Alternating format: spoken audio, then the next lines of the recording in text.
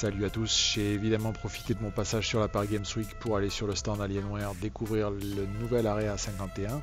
Alors l'Area 51 c'est le desktop fétiche d'Alienware, c'est avec celui-là qu'ils se sont fait connaître, un châssis qui pète, massif, et qu'on avait plutôt tendance à oublier depuis le rachat d'Alienware par Dell, avec un design plus sobre qui s'était imposé.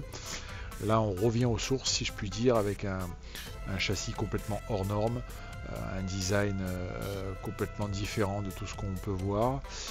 Alors ça peut choquer au premier abord, par contre c'est très original, c'est bien foutu en ce qui concerne l'évacuation de la chaleur, la circulation de l'air. Ça permet d'accepter des configs extrêmement musclés. Donc pour le moment évidemment on est sur du i7 en socket 2011, donc du 6 et du 8 corps. On fait du tri-SLI maximum pour le moment. C'est vraiment de la grosse config. C'est pas si déconnant que ça en termes de prix.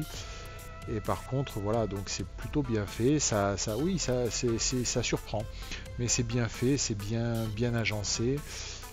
Et c'est efficace en termes de dissipation thermique. Alors évidemment l'Area 51 dispose d'un soft maison qui permet de customiser tout ce qui est éclairage LED extérieur du châssis. On peut ainsi modifier la luminosité des bandes latérales qu'on a vues, la couleur, on peut jouer sur les couleurs, enfin c'est marrant, c'est sympa. Voilà, on peut jouer, avec le logiciel permet vraiment de tout modifier, les couleurs, des clignotements, mais l'intérêt de ce châssis triangulaire, ça se retrouve vraiment quand on le pose.